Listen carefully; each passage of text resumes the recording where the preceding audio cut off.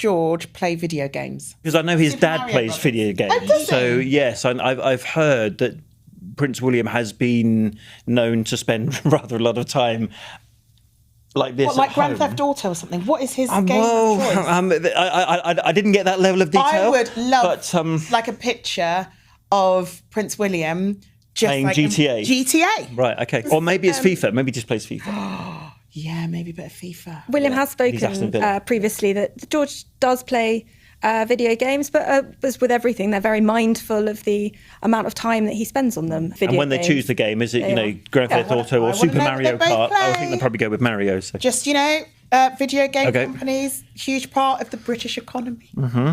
And so, therefore, it would be, supporting businesses and all that. I want to know what games they play. So that's on your list. Hello everyone and welcome back to the channel. Let's not even ease into this, because when Chris Ship casually drops that he's heard Prince William spent most of his time playing video games, yes, that's the kind of statement that makes people sit up like, wait, what? Not because there's anything wrong with gaming, relax gamers, but because of the role we are talking about. We're not discussing your cousin on a weekend, we're talking about the future king. So instantly people start connecting the dots, asking questions, siding the whole situation like, hold on, is this why you're not seeing much? And just like that, the conversation shifts from curiosity to full-blown debate. Let's drop the real music and talk about this situation like normal people. This whole Prince William versus Prince Harry thing, it's giving group project energy. You know the situation, same team, same assignment, same deadline. One guy is like, I'll follow the guidelines, keep it clean, no noise. The other guy is like, no, I'm adding slides, videos, extra notes. Let's actually cook. Both approaches are valid until the teacher says, okay, but what did each of you actually do? And suddenly, everybody starts sweating, because here's where regular people are at now. We are not just listening to titles anymore, we are checking receipts. Back in the day, it was easy. Future king equals responsible. Spare equals wild card. Simple, clean, done. But now people are like, hold on, let me see the output. And that's where things get a bit awkward. With Prince Harry, you don't have to guess what it's about. Prince Harry is outside, conferences, interviews, projects, talking mental health, veterans, real stuff, heavy stuff. Even if you don't like him, you can't say, I don't know what he does. He's loud with it, clear with it, he's present. Now flip to William. The vibe people are getting is okay, but where are you though? Not disrespect, just confusion. It's like when someone is technically the team leader, but only see them during attendance. Hey guys, great work. Sir, where were you during the work? And look, let's be fair. William's role is different, structured, traditional. He's not supposed to be out here moving like a podcast host and activist combo. Cool, we get that. But here's the problem. Regular people don't grade based on tradition anymore. We grade based on visibility and impact. If you're quiet, people don't automatically assume you're working behind the scenes. They assume you're just quiet. And in today's world, quiet gets interpreted as absent real quick. That's the shift. Before, the system told you was doing well. Now people want to see it for themselves. And if they can't see it, they start asking serious questions. Not even in a shady way. Just help me understand. What work does William do? And the more those questions don't get clear answers, the louder the comparison gets. Now suddenly it's not William is steady, Harry is disruptive. It's one is visible, one is kinda not. And let's be honest, this is not even about royalty anymore. This is life. Same thing happens at work. Person A follows the rules, stays low-key. Person B speaks up, takes risks, shows results. When promotion time comes, people start whispering, wait, who actually carried this? That's exactly the vibe right now.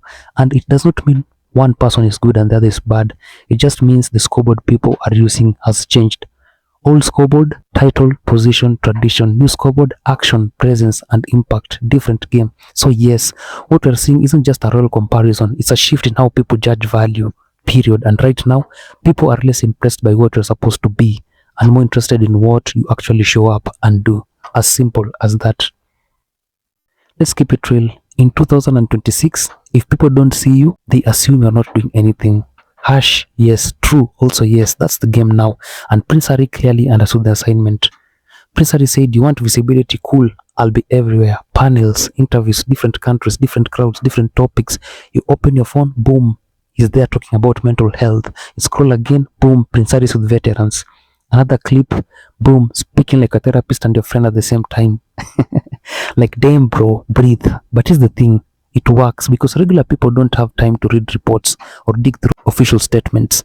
We judge based on what pops up on our screens. Simple formula, I see you equals you're doing something. I don't see you equals, what's going on with Bulliam? That's it. That's the whole algorithm of public opinion. And Prince Harry, he stays popping up. Not in a look at me way, more like, yes, I'm here, still talking about the same issues, still pushing. That consistency hits different. Because we've all seen people who show up once, make noise, then disappear like they paid rent for 1 month only. Prince Harry is like that guy who keeps showing up to the gym. At first you ignore him, then after a while you're like, okay, I respect it, he's serious. And the topic he picks, not light stuff. Mental health, that's deep. Veterans, that's heavy. Social issues, that's messy, complicated. No easy answers. Most people avoid those conversations like group projects with no clear leader. But he leans into them. And that's what regular people notice, because in real life, respect effort we can see. You don't have to be perfect. You don't even have to be right all the time. But if you're showing up, speaking, engaging, people give you points for that. It's like at work. There's always that one colleague who actually contributes in meetings. Not just sitting there nodding like a car dashboard ornament. Even if they're not perfect, you remember them because they're present. That's the vibe Prince Harry has built. Now, whether people agree with him or not, that's a different conversation. But nobody can say, I don't know what Prince Harry stands for, because he keeps telling you loud, clear, and repeatedly. And in today's world, repetition equals recognition. Do something once, cool. Do it consistently, now it's your identity. That's how you go from random appearance to this is what this person is about. And that's why visibility matters so much now. Not because it's fake, but because it's proof of life. Proof that you're active, engaged in the mix. So yes, when people look at Prince Harry, they don't have to guess. They've seen the work, they've heard him speak, they've watched the pattern. And once people see a pattern, they lock it in. Okay, this guy shows up. And in a world full of people who don't, that alone carries serious weight. Let's be real for a second. Being Prince William isn't just a role. It's being the public face of an institution people constantly watch, interpret, and debate. And in today's world, visibility matters more than ever. If people don't consistently see engagement, they start asking serious questions. Not always out of criticism, often just curiosity and expectation. From a regular person's perspective, it's simple. Big responsibility usually comes with visible presence. When that presence feels uneven or hard to track, people naturally compare and start filling in the gaps themselves. At the same time, Prince Harry stands out because his public approach is more open and direct. He speaks frequently on mental health, veterans, and social issues, and that consistency makes his presence feel very immediate and human to many people watching globally. For a lot of audiences, that kind of openness is what creates relatability and connection. And that's really the core of it. In today's media world, people respond strongly to what feels visible, consistent, relatable, and human enough to connect with whatever side of the conversation they're on. Thank you all for watching. I really hope you enjoyed this podcast. I'm your host, Miles. Please subscribe to our channel, like, share, and comment below. I'll catch you in the next episode. May God bless you all. I love you and goodbye.